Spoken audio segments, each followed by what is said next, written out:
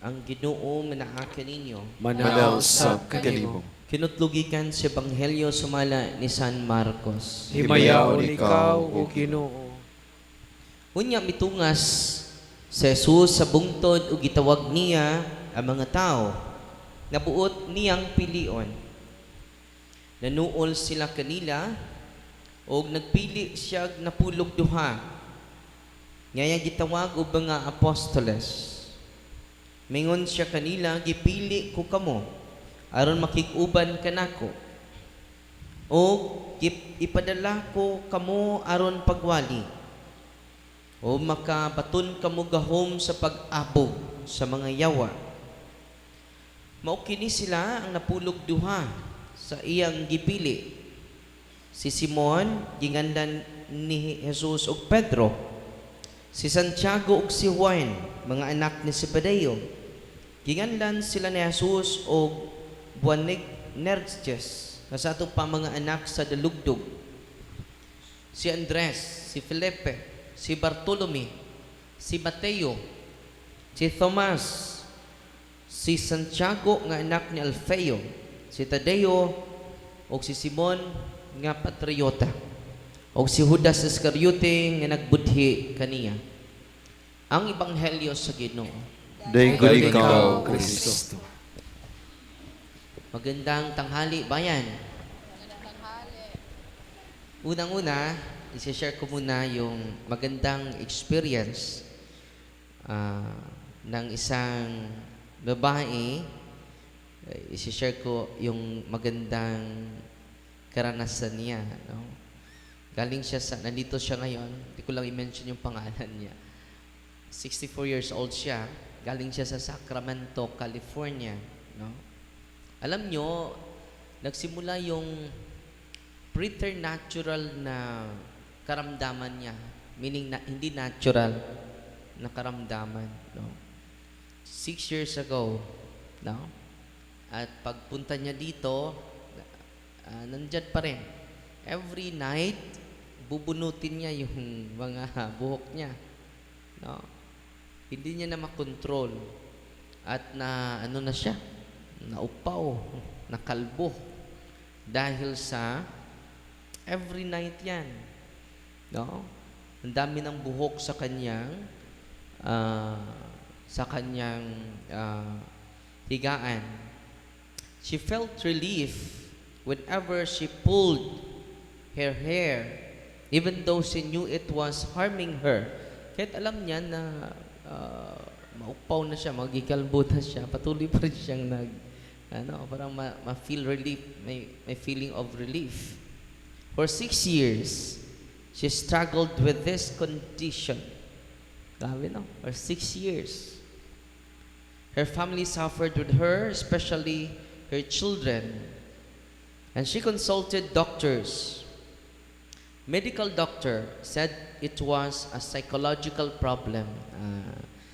Or naradyo kayo sakit sa huna-huna. No? Psychological problem. No? Pumunta naman sila, marami na siyang gamot na iniinom. At pumunta din sila sa psychiatrist. A psychiatrist diagnosed her with major depression. The behavior was believed to be a reaction to medication. So, meron ding mga eksperto nagsabi, dahil yan sa gamot. Pinanom nga ng gamot para gagaling. No? At sa pag-inom niya ng gamot, side effect daw yan sa pag-inom ng gamot. No? Despite treatment, the struggle continued. Hindi po, just imagine hindi normal. No? Bakit bubunutin mo yung mga buhok mo? So dito na tayo sa healing moment. Isa ni sa pasyente na ini-entertain natin kaninang umaga. There came a moment when healing began. She gradually stopped pulling her hair. The compulsion lost its power over her. Hindi na after sa deliverance, no? Hindi na niya binunot yung kanyang mga buhok. Her mind became calmer. Her heart found peace. Her children were deeply happy and relieved seeing their mother freed from something that had bound her for years. Parang may nag-disturb sa kanyang isipan at sa kanyang emotional state.